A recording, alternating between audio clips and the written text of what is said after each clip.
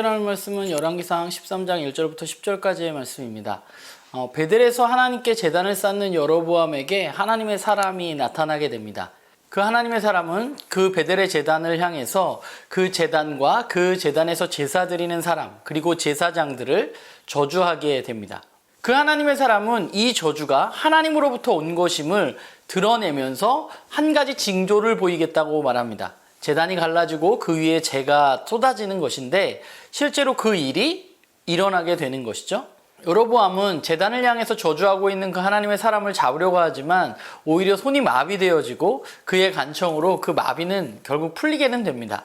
사실 오늘 말씀을 보면서 하나님의 사람에 의해서 계속해서 강조되어지고 있는 표현이 나오는데 그게 뭐냐면 여호와의 말씀으로 라는 말입니다. 1절, 2절, 3절, 5절, 9절에 계속해서 반복해서 이 일이 여호와의 말씀으로 인한 것이라고 이야기하고 있습니다. 본문에 나온 하나님의 사람은 하나님이 말씀하신 것을 이야기하고 하나님이 말씀하신 대로 행동하는 사람입니다.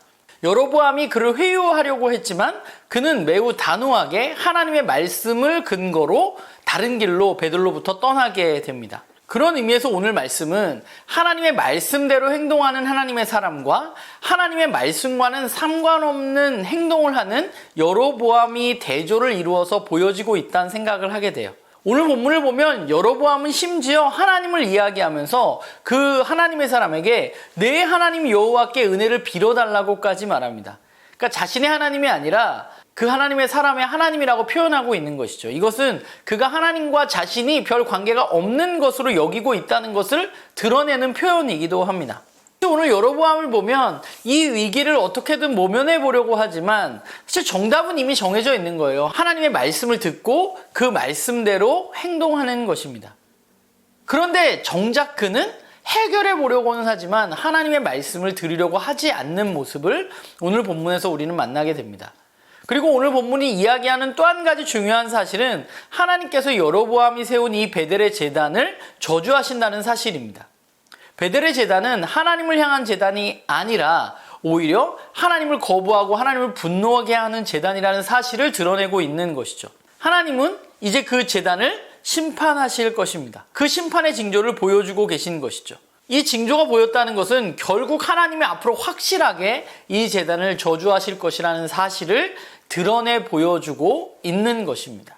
말씀을 보면서 그런 생각을 했어요. 하나님은 왜 하나님의 사람을 통해서 여로보암에게 이 징표를 보여주셨을까?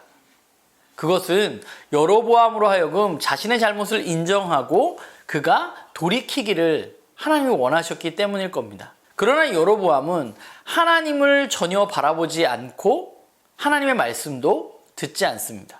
그는 마치 하나님이 자신과 상관없는 사람인 것처럼 행동하는 것을 볼 수 있습니다. 그저 그가 하는 일은 자신이 가진 힘과 권력 그리고 내가 가지고 있는 경험을 가지고 이 문제를 해결하려고 하는 것입니다. 하나님은 어떤 분인가 생각해 보면 하나님은 기회를 주시는 분입니다. 여로보암의 잘못된 제단 앞에 하나님은 그를 바로 심판하시는 것이 아니라 그에게 징조를 보이셔서 그가 돌이키는 기회를 그에게 주고자 하십니다. 하나님의 사람이 계속해서 이 일이 여호와의 말씀이야 라고 이야기했지만 그는 전혀 들으려고 하지 않습니다. 오늘 우리는 어떤가요? 우리에게도 하나님은 계속해서 말씀하십니다. 또한 우리에게 계속해서 하나님은 징조도 보여주십니다.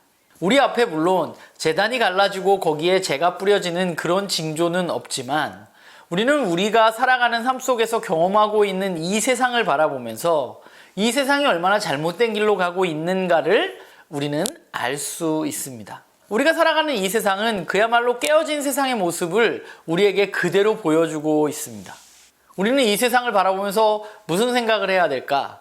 내가 여기서 이 깨어진 세상 가운데 어떻게 해서든 성공해서 내가 더 높은 곳으로 올라가야겠다? 이것이 아니라 하나님의 사람으로서 우리가 해야 할 생각은 하나님으로부터 벗어난 세상이 얼마나 아파하고 있는가를 바라보아야만 하는 것이죠. 그러면서 우리가 해야 할 것이 바로 하나님의 말씀을 듣는 것입니다. 하나님은 말씀으로 우리에게 계속해서 이야기하십니다. 그리고 우리가 하나님의 말씀대로 살아가기를 원하십니다. 문제는 저와 여러분이 듣지 않고 돌이키지 않는다는 것이죠.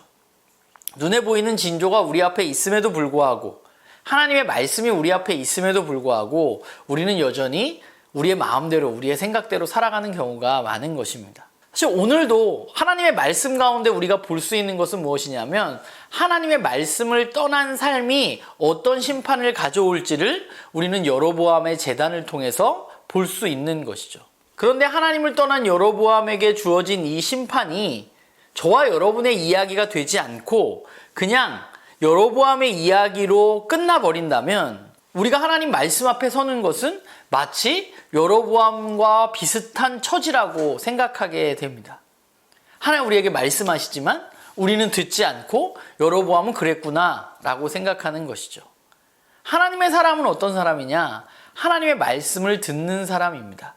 그리고 하나님의 말씀대로 살아가는 사람입니다.